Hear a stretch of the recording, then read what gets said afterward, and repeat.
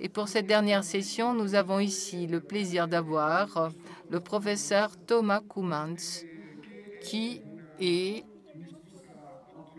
une autorité incontestable dans ce domaine.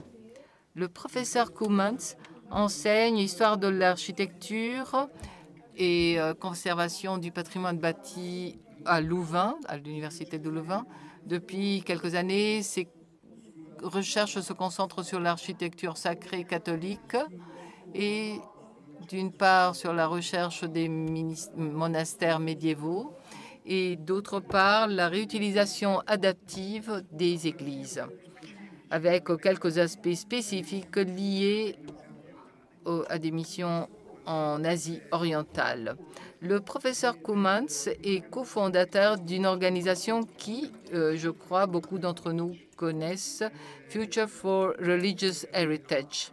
FRH est le sigle, qui promeut beaucoup d'initiatives et essaie de réaliser une sorte de réseau pour tous ceux qui abordent la question de la réutilisation du patrimoine religieux en Europe. Il est aussi membre de ICOMOS, Pré-RICO, c'est-à-dire qu'il est membre d'un segment de ICOMOS. J'ai eu l'occasion moi-même de lire, de connaître un ouvrage très intéressant dont il est l'auteur et qui est lié au thème ici présenté, Life Inside the Cloisters. C'est un livre qui a été publié en 2018. Donc vous voyez que c'est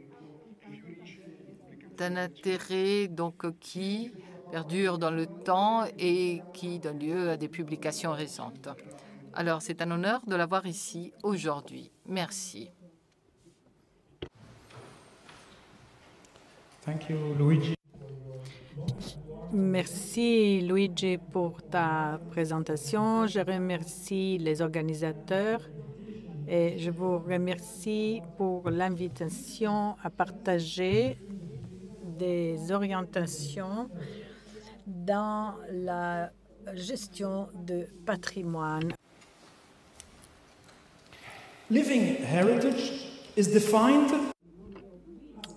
Le patrimoine vivant est défini comme un patrimoine matériel ou immatériel qui est encore utilisé dans le but pour lequel il a été créé, avec des liens forts avec une communauté de base.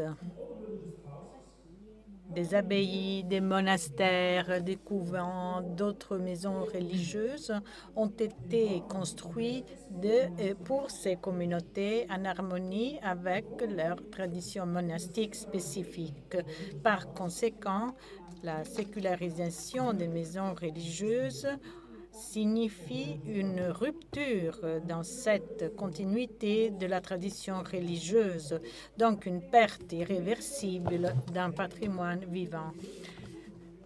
La question principale de cette conférence est répondre à cette question. Est-il possible de perpétuer l'esprit ou le patrimoine immatériel de la vie à l'intérieur du monastère après le départ de cette communauté religieuse?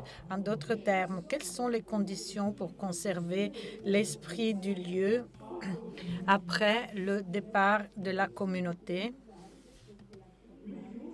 La réutilisation des bâtiments et des sites existants à d'autres fins que leur utilisation initiale est une pratique séculaire. Cependant, la réutilisation adaptive des bâtiments historiques, en tenant compte de leur valeur patrimoniale et de l'importance culturelle du lieu, est relativement récente. Elle a été théorisée dans plusieurs documents internationaux pour la conservation et la restauration du patrimoine publiés par l'ICOMOS, tels que la Charte de Venise de 1964 et la Charte de Burat de 2013. En 2018, la déclaration de Leeuwarden faisait la promotion des bénéfices de l'utilisation du patrimoine. Des processus intelligents et basés sur la qualité et un dialogue entre le patrimoine et l'architecture contemporaine. Aujourd'hui, la réutilisation adaptive traite de tous les types de bâtiments et évolue en fonction des critères incluant la culture, l'économie, la durabilité, la vie sociale et communautaire, l'éducation, l'environnement, etc.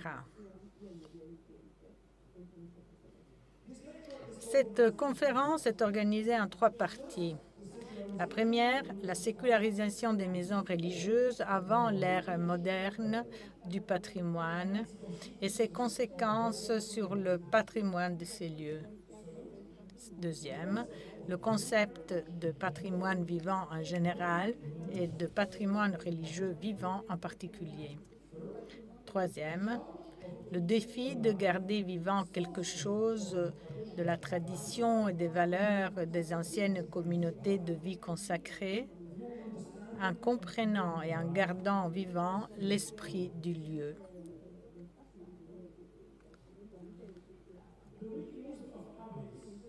La réutilisation d'abbayes, monastères et couvents à des fins autres que celles pour lesquelles ils ont été conçus n'est pas un phénomène nouveau. Dans les pays devenus protestants au XVIe siècle, les monastères, les couvents ont souvent été démolis et les terrains divisés en milieu urbain, tandis qu'en milieu rural, les fermes et les moulins de domaines monastiques ont été repris par des propriétaires privés. Les monastères ont toujours été convoités, notamment pour leur valeur immobilière. Dans de nombreux cas, seul le nom d'une rue ou d'une place rappelle leur présence. Dans les années 1790, la Révolution française a provoqué une nouvelle vague de suppression de toutes les communautés religieuses et de sécularisation massive de leurs biens, avec les destructions qui s'ensuivent. À Bruges, par exemple, 11 maisons régulières masculines et 22 maisons religieuses féminines ont été toutes supprimées. La plupart ont disparu du paysage urbain. Cette redistribution immobilière à grande échelle fut un cadeau extraordinaire fait aux villes. Au XIXe siècle, les concordats règlent les relations entre l'État, les structures diocésaines et les paroisses, mais n'incluent pas les instituts de vie consacrés.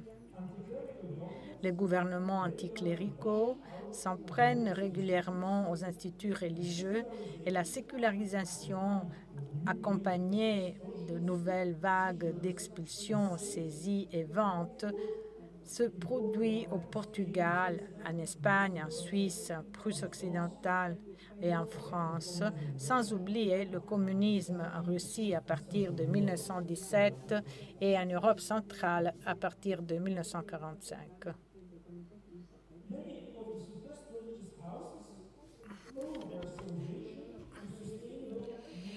Et beaucoup de ces maisons doivent leur salut à de nouvelles utilisations durables. La plupart des hôpitaux catholiques, des établissements scolaires ont conservé leur usage, mais ont été sécularisés.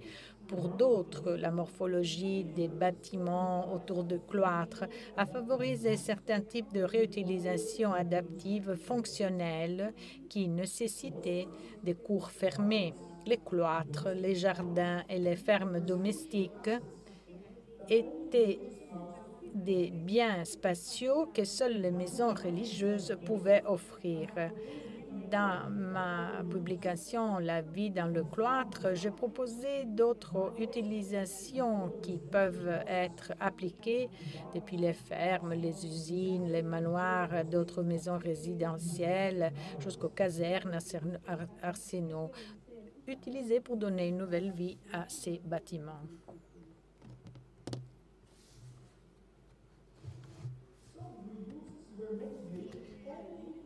Certaines réutilisations ont été motivées uniquement par des considérations pragmatiques, dépourvues de toute dimension de patrimoine matériel ou de conservation.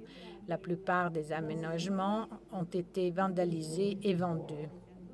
Une fois vidés, les bâtiments pouvaient être transformés et les églises divisées en plusieurs étages, tandis que d'autres bâtiments étaient démolis, les matériaux recyclés et les terrains réaménagés.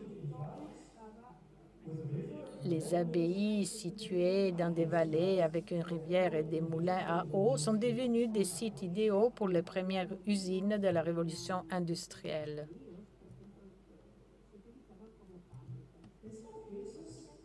Dans certains cas, l'État a sauvé des archives et des livres, a sélectionné des œuvres d'art et les a transférées dans de nouveaux musées, des bibliothèques et des archives nouveaux.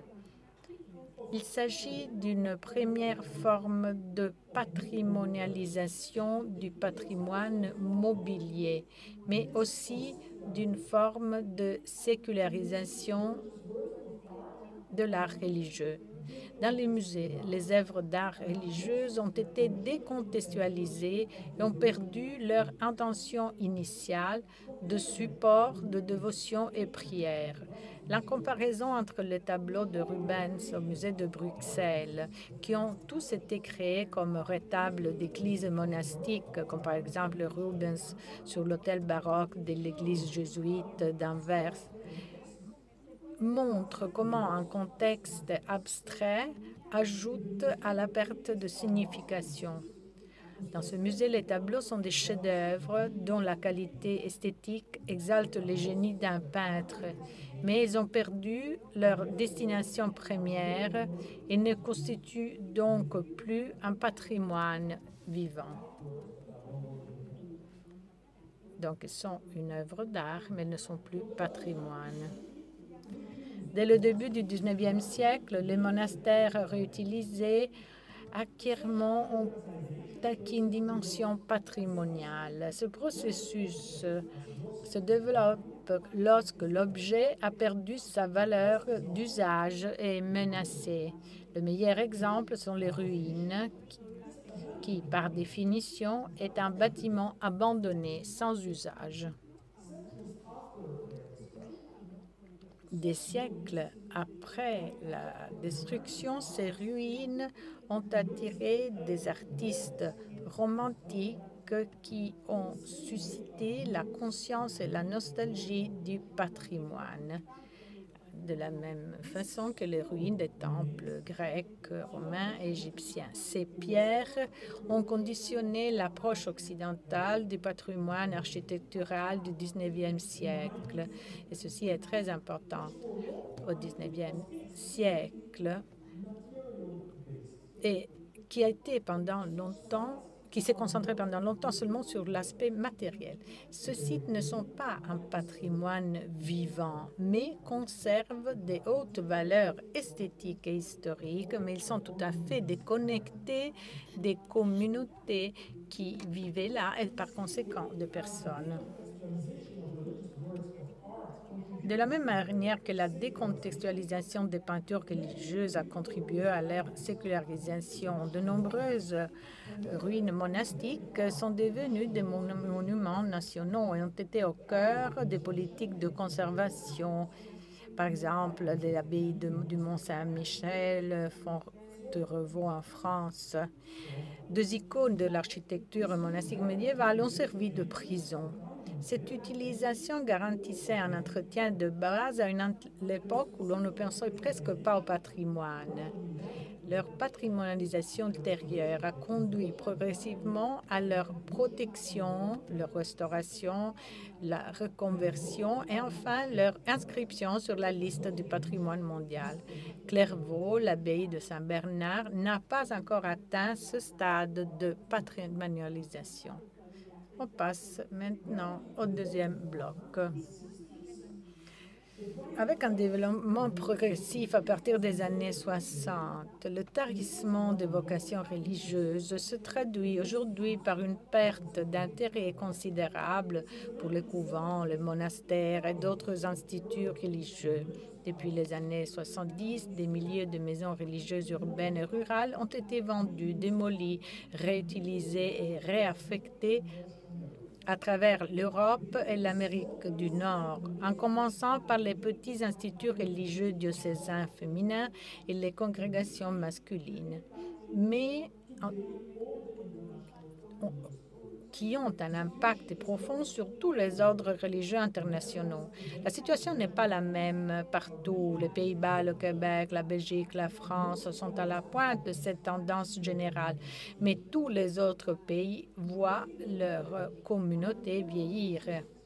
Dans le domaine du patrimoine, un changement important s'est produit en 1990, avec un intérêt croissant pour le patrimoine culturel immatériel promu par les cultures non occidentales. Il y a eu un changement, un passage, d'abord une approche basée sur la matérialité vers une réalité plus inclusive où le patrimoine est considéré plus central. En 1994, sur un document sur l'authenticité, le document de Nara, qui se trouve au Japon, eh bien, ce document inclut le patrimoine immatériel et la diversité culturelle. Aujourd'hui, cette approche basée sur les personnes et l'implication des communautés dans toutes les catégories du patrimoine matériel et immatériel est devenue centrale dans le domaine du patrimoine culturel, y compris le patrimoine religieux.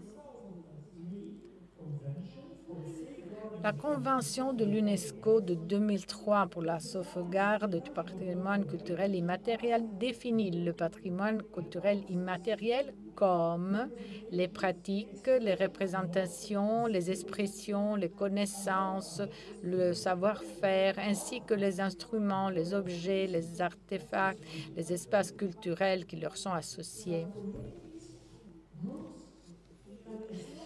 Que les communautés, les groupes et dans certains cas les individus reconnaissent comme partie de leur patrimoine culturel. Ce patrimoine, transmis de génération en génération, est constamment recréé par les communautés et les groupes en réponse à leur environnement, à leur contexte, à l'interaction avec la nature et l'histoire, et fournit un sentiment d'identité et de continuité en favorisant le respect de la diversité culturelle et de la créativité humaine. Au cours de la même année 2003, il y a 19 ans, l'ICROM, le Centre international d'études pour la conservation et la restauration des biens culturels, qui se trouve à Rome, a organisé un forum spécifique sur la conservation du patrimoine religieux vivant, qui est le sujet de ce congrès. Dans l'introduction des travaux, Herb Stovell définit 6 questions pour réconcilier la foi et la conservation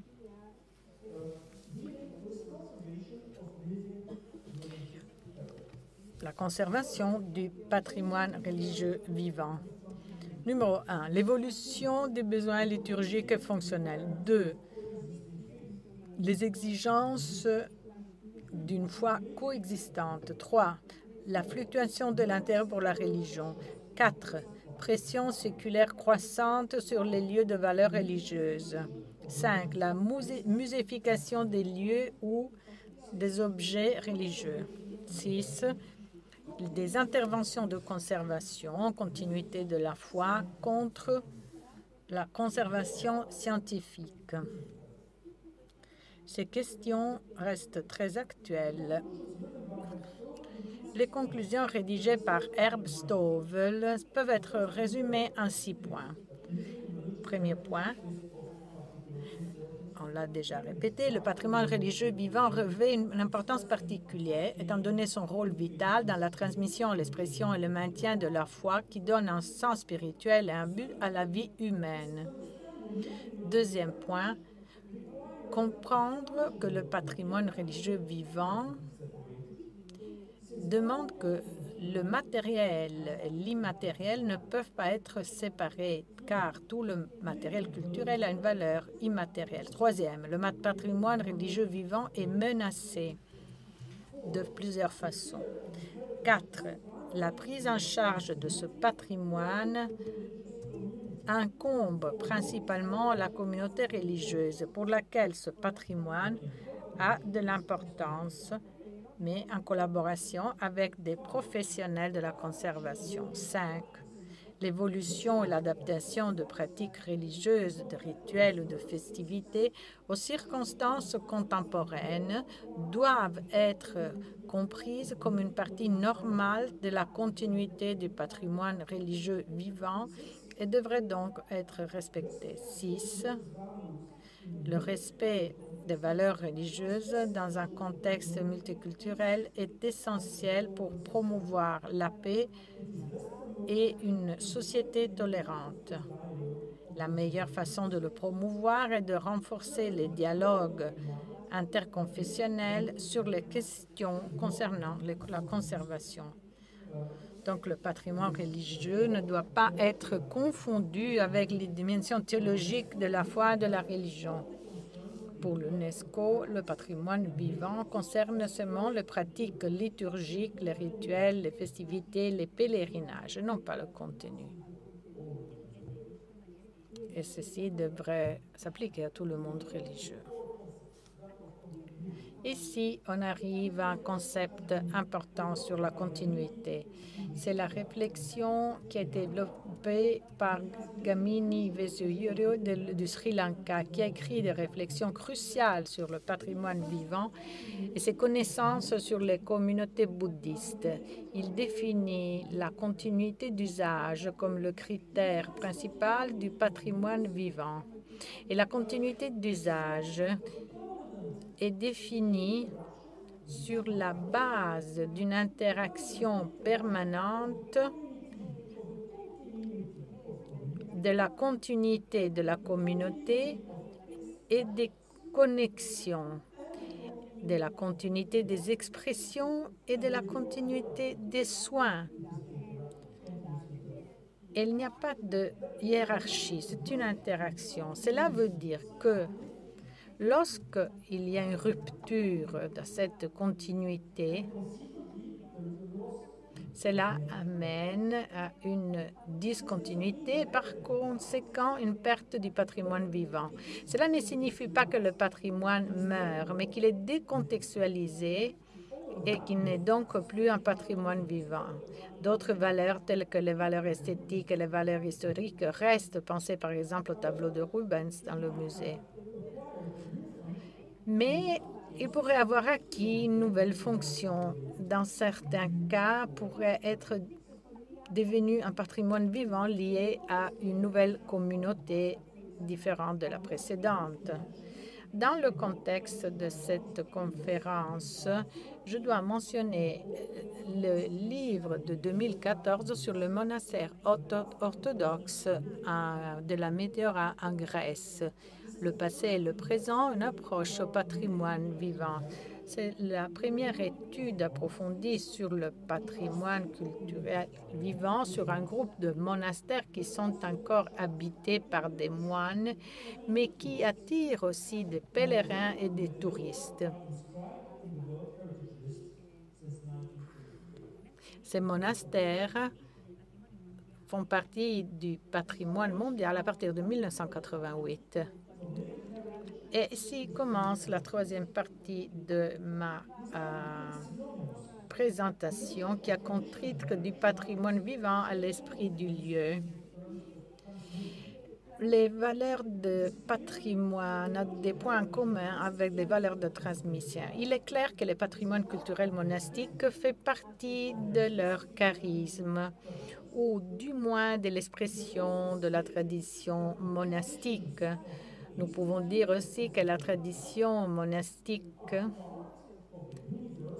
fait partie de l'héritage universel du christianisme, mais aussi de la civilisation et du patrimoine occidental. On se demande, est-il possible de perpétuer l'esprit ou le patrimoine immatériel de la vie à l'intérieur d'un monastère après le départ d'une communauté religieuse? En d'autres termes, quelles sont les conditions pour conserver l'esprit du lieu après le départ de la communauté? Voilà ma question. À cause du manque de vocation dans une société qui change, la plupart des communautés de vie consacrées vivent une crise profonde. Le défi paraît celui de la mémoire monastique matérielle, immatérielle, voire spirituelle. De quoi, pourquoi, à qui et comment la transmettre? L'ampleur de la prise de conscience patrimoniale à laquelle nous insistons révèle la gravité de la situation, car le travail de mémoire commence précisément au moment où le sens se perd. Je voudrais ajouter à ma troisième partie un aspect qui concerne la tradition, qui veut dire transmettre. La transmission est très importante parce que cela veut dire passer de génération en génération l'essence du monachisme même ou d'autres formes de vie religieuse. Chaque communauté a sa propre tradition, son charisme. Les traditions religieuses sont fondées dans les lieux et incluent également la mémoire des personnes, qu'elles soient saintes ou non. Le défi des communautés est de maintenir vivantes leurs traditions tout en s'adaptant à la réalité de la société et de l'Église. Ce faisant, elles perpétuent cette tradition et assurent sa transmission. Le concept de tradition et d'héritage ont des éléments en commun. Dans le cadre de cette discussion sur l'architecture monastique, le patrimoine désigne les biens culturels transmis sous leur forme immobilière et matérielle, ainsi que leur interaction avec les biens matériels et des formes immatérielles. Même le cimetière d'une abbaye appartient au patrimoine vivant d'une communauté. Le lien entre la tradition religieuse et l'architecture monastique est sûrement l'esprit du lieu qui a été défini par Laurier-Turgeon, lui aussi chercheur, comme étant un rapport entre le patrimoine matériel et immatériel. Pierre Lussier reflète sur les traditions spirituelles et l'esprit du lieu en exprimant parfaitement le point clé sur la réutilisation adaptive du patrimoine monastique. Il dit « Entre la spiritualité des familles religieuses, la conception architecturale de leurs maisons et édifices religieux, les moyens de leur présence et de leur action, il y a des correspondances qui comptent beaucoup dans l'esprit du lieu contenu dans ces ensembles. » C'est cet esprit du lieu qui constitue le fondement de la signification culturelle des maisons religieuses qui, si leur valeur patrimoniale authentique est reconnue, peut fournir des lignes directrices pour une réutilisation profane qui puisse respecter et prolonger leur potentiel symbolique. La fermeture d'un monastère ou d'un couvent s'accompagne généralement d'une perte de patrimoine vivant, d'une discontinuité dans la tradition de la famille religieuse, mais pas de discontinuité dans son patrimoine matériel ou bâti. Lorsqu'un monastère est fermé et son église déconsacrée, la question clé est de savoir si ce geste suffit à effacer la complexité des significations incarnées dans un monastère à différentes échelles et niveaux, le transformant en un simple contenant dans lequel un nouvel usage peut être installé. C'est à ce moment très précis que se pose le défi spécifique du patrimoine religieux. Comment réussir le passage de la sacralisation de la religion à la sacralisation du patrimoine et de la culture? Et le faire de façon efficace. Est-ce qu'un tel transfert est possible sans perdre l'esprit du lieu? C'est ici qu'intervient l'éducation au patrimoine religieux avec ses préoccupations séculaires, religieuses, matérielles et immatérielles. Quelle réponse apporter à une question réelle de touristes pèlerins du patrimoine ou de pèlerins touristes religieux? Les sites monastiques, qu'ils soient patrimoine vivant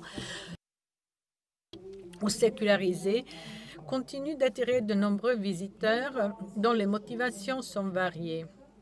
Beaucoup cherchent des points de repère, cherchent du silence, un rythme plus lent, un espace de spiritualité. Ces besoins semblent appartenir à une société esculturée du catholicisme et ont été analysés par des sociologues comme Daniel Bieleger, qui a parlé hier.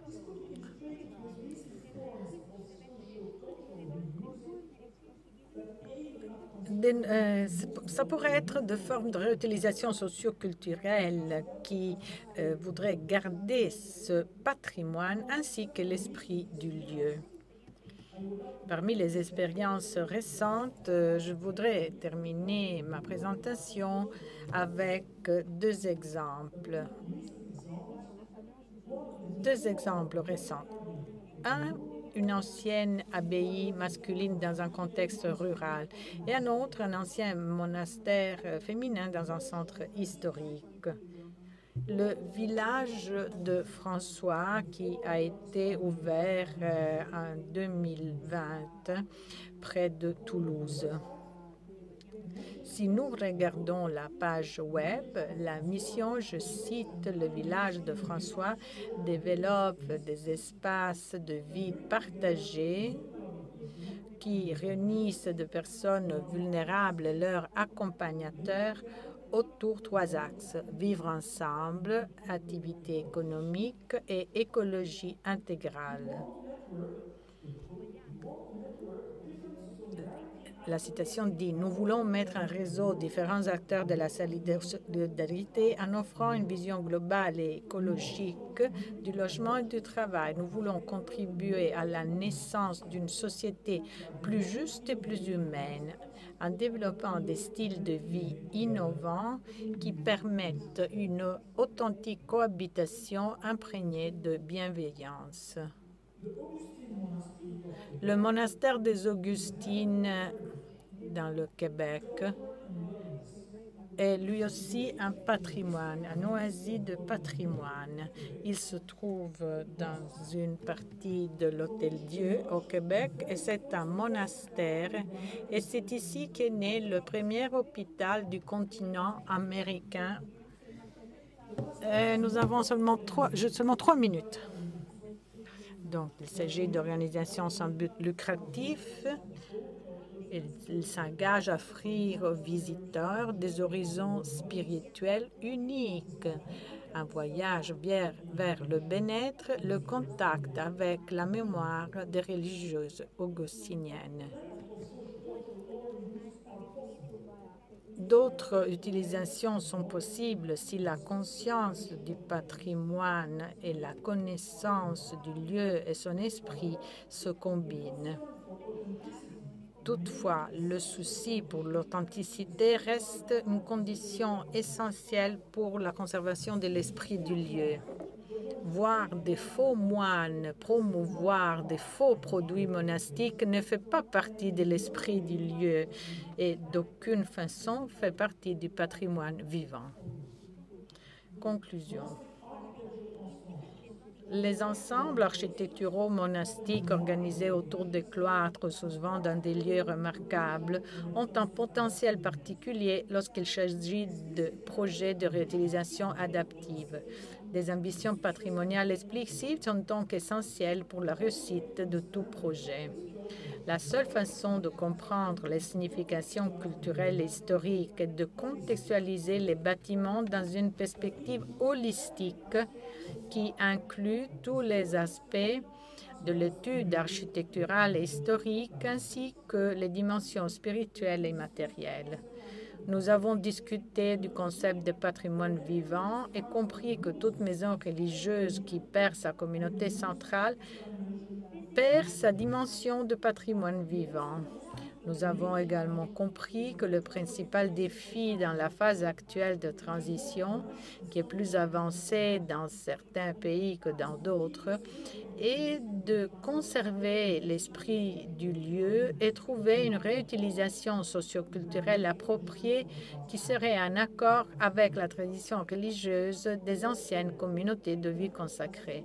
C'est pourquoi, dans la mesure du possible, il est recommandé d'impliquer les derniers membres de la communauté dans le projet de réutilisation adaptive de leur monastère.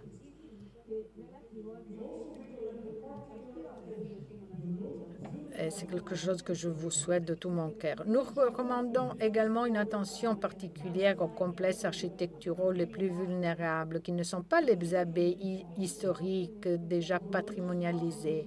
Je pense en particulier aux maisons religieuses qui ne sont pas classées, à l'architecture du passé récent qui ne suscite pas un grand intérêt car elle reste inconnue, les congrégations diocésaines qui ne sont pas comparables aux puissants réseaux des ordres internationaux et les innombrables couvents de religieuses dont un grand nombre a déjà été vendu et démoli par la suite. Tout compte fait, le destin de ces bâtiments est très semblable à ce qui s'est passé lors des vagues de sécularisation des siècles précédents. Et nous le voyons. À la différence du patrimoine mobile, les bibliothèques, les archives qui peuvent être transférées et conservées par des institutions appropriées, des bâtiments liés à leur site ont toujours une valeur immobilière. Deux autres valeurs fondamentales devraient être prises en considération. D'une part, la société locale dans laquelle la maison religieuse est enracinée et qui va survivre au départ des religieux. De l'autre, la tradition religieuse ou le charisme de chaque communauté qui peut continuer à vivre d'une manière ou d'une autre dans l'esprit du lieu. Ce sont les conditions mêmes qui peuvent conduire à la continuité d'un patrimoine adapté, mais toujours vivant. Merci.